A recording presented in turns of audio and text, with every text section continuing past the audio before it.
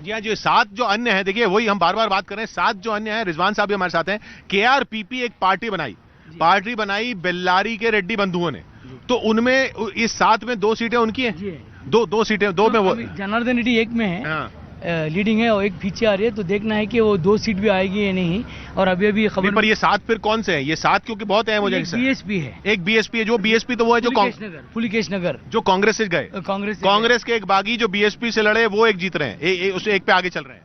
तो अभी 2 केआरपीपी है, एक बीएसपी है, और इंडिपेंडेंट देखना है कौन है। अभी खबर है कि दिनेश गुंडराव लीडिंग है, और सर्वाजी नगर में केजे जॉर्ज कांग्रेस की लीडिंग है, और सीवी रामन नगर में बीजेपी लीडिंग है। विभा, जी हाँ, विभा में बुला रही। देखिए मेन बात यह है कि ये अन्य जो 7 हैं वो कौन से हैं, विभा?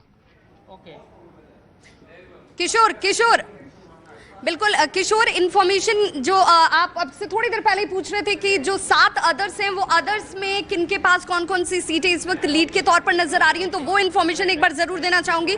एक एनसीपी कैंडिडेट हैं जो कि इस वक्त लीड कर रहे हैं, एक जनता दल सेकुलर के कैंडिडेट इस वक्त लीड कर रहे हैं, एक कल्याण राज्य प्रगति पक्ष, इससे एक कैंडिडेट जो है वो इस वक्त लीड कर रहे हैं, 3 इंडिपेंडेंट कैंडिडेट हैं जो इस वक्त लीड पोजीशन पर है, और एक सर्वोदय कृष्ण पक्ष बताया जा रहा है, ये है, और टोटल आंकड़ा 7 का हो जाता है। इस बीच एक और बड़ी इंफॉर्मेशन आ रही है, हालांकि उसे अभी क्रॉस चेक किया जा रहा है, क्योंकि ये बताया जा रहा है कि यही वो एक सीट होगी जहां से सबसे पहले विनिंग सिचुएशन सामने आएगी, क्योंकि यहाँ पर जो मार्जिन है वो इस वक्त बहुत ज्यादा बताया जा रहा है। एक सर्वोदय कृष्ण पक्ष के एक जनार्दन रेड्डी, हाँ, नहीं वो तो केआरपीपी के तो दो हैं। एक कांग्रेस सपोर्ट कर रही है पार्टी को, वो भी लीडिंग में, और जेडीएस के 3 डिसिडेंट कैंडिडेट जो इंडिपेंडेंट खड़े हैं वो भी लीडिंग में है। तो जो कांग्रेस जो क्योंकि कांग्रेस 223 पे लड़ रही है, 223 पे लड़ रही है, एक को सपोर्ट कर रही है, वो भी इन 7 में है, और जेडीएस के 3 रेबल कैंडिडेट्स जो इंडिपेंडेंट खड़े हैं वो भी लीडिंग में है। तो जेडीएस के जो 3 रेबल हैं वो तो कहीं भी जा सकते हैं, कहीं भी जा सकते हैं।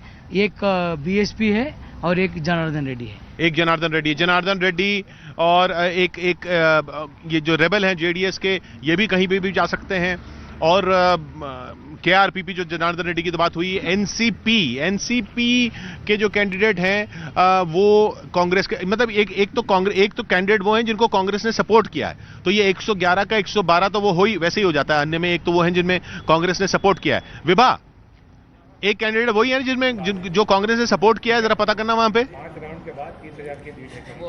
अभी क्रॉस चेक किया जा रहा है। किशोर, चामराजपेट को लेकर चर्चा जरूर चल रही है, लेकिन अभी कंफर्मेशन नहीं है, क्योंकि अभी इस बात को लेकर थोड़ी सी कंफ्यूजन चल रही है कि 14 राउंड की काउंटिंग है या 18 राउंड की काउंटिंग यहाँ पर होने वाली है। हालांकि 10 राउंड कंप्लीट हो चुके हैं, और इस अगर अनुपात में अगर 14 राउंड की काउंटिंग हुई तो 2 राउंड की काउंटिंग शेष बची हुई है। तकरीबन 30,000 के आसपास वोटों का जो मार्जिन है वो इस वक्त सामने आ रहा है। लेकिन हम भी अपने साथियों को, मानव को, नीरज को और प्रियंका को बोलेंगे कि वो पता करने की कोशिश करें कि जो 7 सीटें हैं वो किन किन की हैं, वो 7 सीटें किन किन की हैं, किन किन के नाम पे हैं, क्योंकि वो 7 सीटें बहुत अहम हो जाती हैं। 111 पे कांग्रेस अटकी हुई है, अगर उसको 113 पर जाना है तो इन 7 में से जी नीरज 3 इंडिपेंडेंट है, उसमें कांग्रेस ने उनसे संपर्क साधने की कोशिश शुरू कर दी। तीन इंडिपेंडेंट है। ये तीनों वो जो जेडीएस के जो गए उनसे समझ रहे, और शांगिला होटल में मीटिंग भी चल रही है अभी, और वो 3 लोगों से कांटेक्ट में, बड़े होटलों में होती है मीटिंग, अभी बड़े होटलों में होती है, रिसोर्ट भी बुक होगी। और दूसरा केआरपीपी तो जनार्दन रेड्डी वो तो खुद है। सर्वोदय कर्नाटका पक्ष का भी एक विधायक, सर्वोदय कर्नाटका पक्ष जो कांग्रेस समर्थक दे रही है उसको, जो कमर, हाँ, चुनाव आयोग के आंकड़े में 6 लोग हैं, अन्य में 30 जेडीएस के साथ है, 112 कांग्रेस हो गई है। आप कह रहे थे बहुमत का आंकड़ा, हाँ, तो अगर हाँ नहीं, पर 112 के बाद भी एक तो सीट वो है जो कांग्रेस ने सपोर्ट किया, तो 113 हो गया। 113 हो गया। और बीएसपी का अहम रोल है पुलिकेश नगर में, वो देखना है कि वो सीट कहां जाएगी। तो कांग्रेस आपको लग रहा है इस तरह से जीत पाएगी? तो अब कांग्रेस अगर जीत पाएगी तो चीफ मिनिस्टर कौन, सिद्धरामैया या शिव कुमार? सिद्धरामैया। शिव कुमार क्यों नहीं? वो तो बोलेंगे मेरे को बनना है, डिप्टी चीफ मिनिस्टर बनेंगे। डिप्टी चीफ मिनिस्टर पे मानेंगे सिद्धरामैया? नीरज आप तो माफ कीजिएगा, शिव कुमार मानेंगे डिप्टी चीफ मिनिस्टर? आप तो मिलके आए उनसे, मैं भी मिला था, लेकिन ऐसा लग नहीं रहा कि वो डिप्टी चीफ मिनिस्टर पे मान जाएंगे। डिप्टी सीएम पे माने बहुत बोनहोमी तो उनका और सिद्धरामैया का बहुत अच्छा था, लेकिन डीके शिव कुमार कह रहे थे 141 सीटें जीतेंगे। लेकिन मौजूदा जो परिस्थिति है सीटों की, जितनी सीटें हैं, वो डीके शिव कुमार को सूट करता है, क्योंकि बहुत मैनेजर है, केवल कर्नाटका से नहीं, कांग्रेस पार्टी के लिए बहुत अहम है।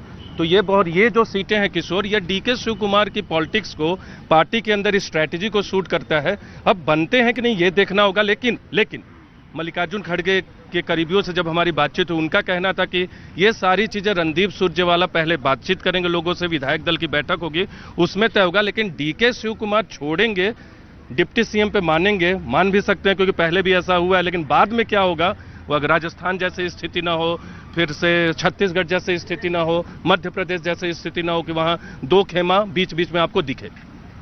सर बहुत अहम बात